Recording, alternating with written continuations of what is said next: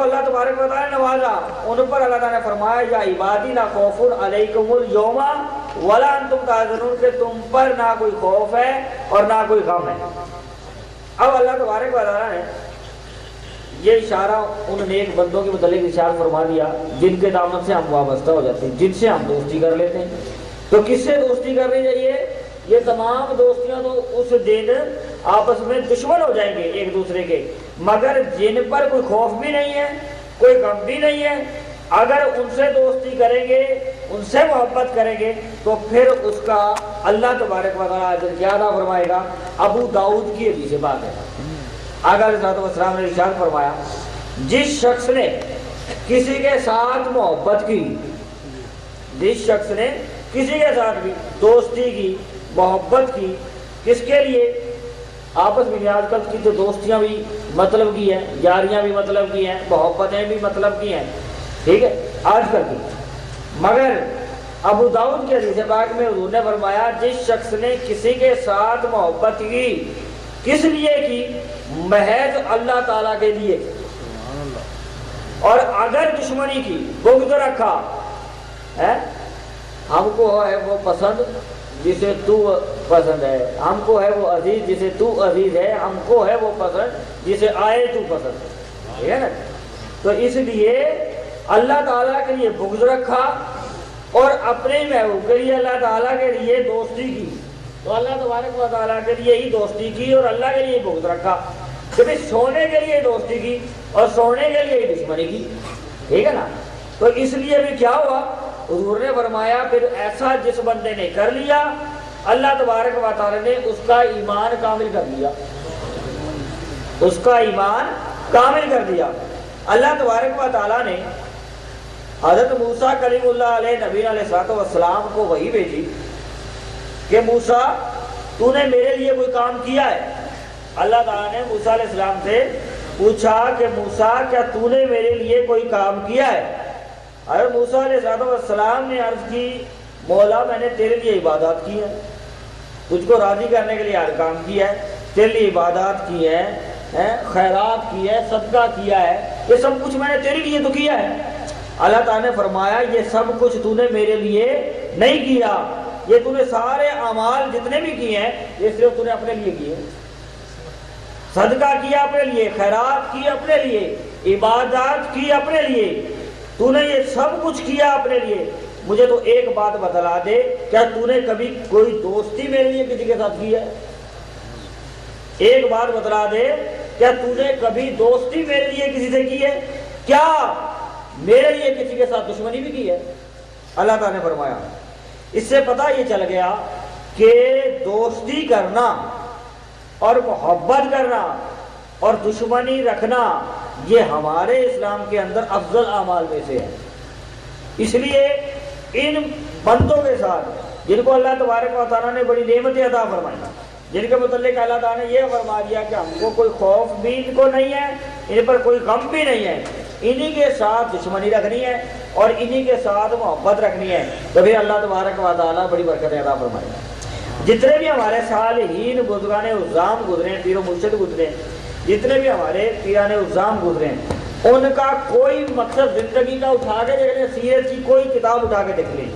آپ کو یہی نظر آئے گا کہ انہوں نے دنیا کی غرض و لالچ کے خاطر کسی سے نہ دشمنی کی ہے اور نہ دوستی کی ہے۔ ان کا محض مقصد رضا الہی ہوتا تھا۔ اگر کسی سے دوستی کی ہے تو رضا الہی کے لیے، اگر کسی سے دشمنی کی ہے تو اس کا بھی مقصد یہی تھا کہ اللہ تبارک و تعالیٰ راضی ہو جائے، بندوں کی خوشامد نہیں کی، دنیاوی لالچ غرض اور کسی حرص کے خاطر کی دوستی یا دشمنی نہیں رکھی۔ اگر دوستی اور دشمنی رکھی ہے اللہ کے نیک بندوں نے، وہ فقط اللہ کو راضی کرنے کے لیے رکھی ہے، کوئی بھی اٹھا کے دیکھو۔ اس لیے حضرت ابو حفص نیشاپوری رحمت اللہ تعالی علیہ آپ سے کسی نے پوچھا حضرت یہ فرما دیں کہ یہ مرد کون ہوتے ہیں؟ مرد خوشامد کرنے والے مرد نہیں ہوتے، ان سے پوچھا حضرت ابو حفص نیشاپوری رحمت اللہ رضی اللہ تعالیٰ عنہ سے کہ حضور یہ فرمائیں کہ من رجال کہ مرد کون ہوتے ہیں، اس کی تعریف بتلا دیں۔ آپ نے فرمایا ہمارے مشرب میں وہ مرد ہے جو دوستوں اور حقداروں کے حق اپنی ذات سے مقدم جانے، دوستوں کے اور حقداروں کے حقوق اپنے اوپر اپنی ذات سے مقدم رکھے، دنیا کا معاملہ ہو تب بھی اور آخرت کا معاملہ ہو تب بھی، بلائی اور ان کے حق کو اپنے حق پر مقدم جانے، یہاں تک فرمایا عبادات، اطاعت، نوافل، صدقہ، خیرات سب سے بڑھ کر دوستوں کے، رشتہ داروں کے، احباب کے حق کو اپنے اوپر لازم کر لے اور سب سے بڑھ کر مقدم سمجھے۔ یہ مرد ہے۔ مرد کی تعریف حضرت ابو حفص نیشا پوری رضی اللہ تعالیٰ نے یہ بیان فرمائی۔ حضرت ابراہیم بن ادھم رحمۃ اللہ تعالیٰ علیہ، اب ان کا حال دیکھیے کہ یہ اپنے اوپر اپنے دوستوں کے حق کو کیسے مقدم سمجھتے ہیں۔ ٹھیک ہے، سنیں۔ حضرت ابراہیم بن ادھم رحمۃ اللہ تعالیٰ علیہ بادشاہ وقت تھے، اللہ کے ساتھ لو لگ گئی، اس سے دوستی ہو گئی، یاری ہو گئی، گھوڑا نکالا، چل پڑے منزل کی طرف، جدھر اس نے بلایا ادھر چل دیے۔ ٹھیک ہے، حضرت ابراہیم بن ادھم چلے ہیں گھوڑے پر سوار ہو کر، ایک دوست مل گیا، کوئی یار مل گیا، کہنے لگا حضور حضرت میں بھی آپ کے ساتھ ہی چلوں گا۔ آپ نے دیکھا کہ یہ تو میرا پکا دوست ہے، کیونکہ یہ جس کے ساتھ یاری لگاتے ہیں باں پڑ لیندے پھر چھڑ دے نہیں، ٹھیک ہے نا، کچھ بھی ہو جائے پکی، مگر آپ بھی پھر پکی یاری لگائیں تو پھر نہیں چھڑے نا۔ آج کل تو یاریاں بس اللہ خیر کرے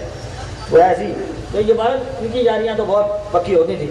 بہرحال حضرت ابراہیم بن ادھم رحمۃ اللہ تعالیٰ نے اپنے دوست کو کہا چلو بھی میں بھی منزل کی طرف چل رہا ہوں، جدھر میں ادھر سائیں بھوکا تو تو بھی بھوکا، سائیں راضی اور سائیں کو اللہ تعالیٰ دے گا تو تم بھی کھاؤ گے سارے، ٹھیک ہے، یہ تو سائیں بھوکا تو بھوکے۔ بہرحال میں چلو جی سودا منظور ہے، چلتے ہیں۔ بہرحال پھر بھی کیونکہ آپ کا دوست تھا دنیا میں، یہ تو میں دنیا کی بات کر رہا ہوں، آخرت کی تو بات تو کچھ اور ہے، یہ تو ان کی دنیا کی دوستی کی بات کر رہا ہوں کہ یہ دنیا کی تو دنیا میں بھی دوستوں کے حق اپنے اوپر مقدم سمجھتے ہیں، وقت زیادہ نہ ہو جائے۔ بہرحال اپنے اوپر دنیا کی دوستی کو بھی تمام حق سے بہتر اور مقدم سمجھتے ہیں، باقی بات تو اگلی ہے، آخرت کے سودا تو پھر کامل کے ساتھ تو پھر کامل یاری ہوتی ہے۔ بہرحال حضرت ابراہیم بن ادھم اپنے دوست کو ساتھ گھوڑے پر بٹھایا اور چل دیے۔ رستہ تھوڑا سا دشوار تھا، سردی زیادہ تھی، دوست بیمار ہو گیا، ٹھیک ہے، جیسے دوست بیمار ہوا آپ نے دوا دارو کا انتظام کیا، بہرحال دوا دی اور پھر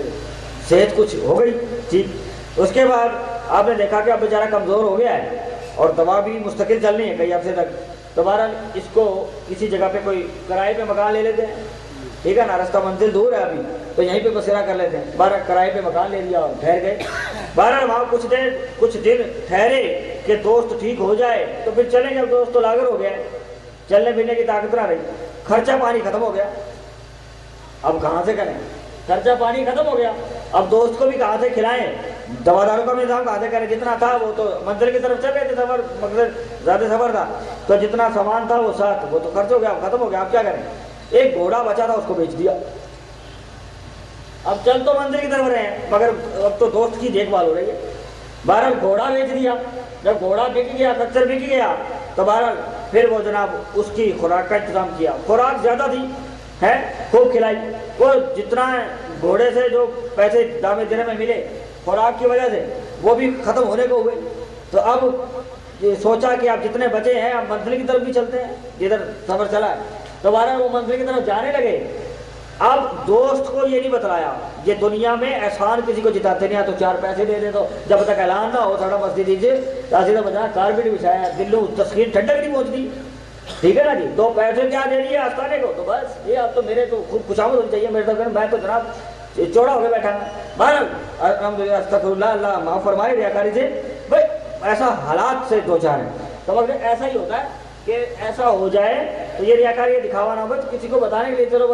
ہو جائے نصیحت تو پھر تو ٹھیک ہے، لیکن آج کل ہوتا یہی ہے کہ جس نے 100 روپیہ بھی مسجد میں دیا، جب تک سپیکر سے آواز نہ آ جائے تو دل کو تسکین ٹھنڈک نہیں پہنچتی، بس جس کے لیے دیا وہ جانے دے کام جانے، ٹھیک ہے، محبت تو اصل یہ ہوتی ہے۔ تو بہرحال یہاں پہ تو محبتیں اور دوستیاں نام کی ہیں۔ بہرحال اس کے بعد کڑوی بات ہے حقیقت میں مبنی ہے. ایسا ہوتا ہے.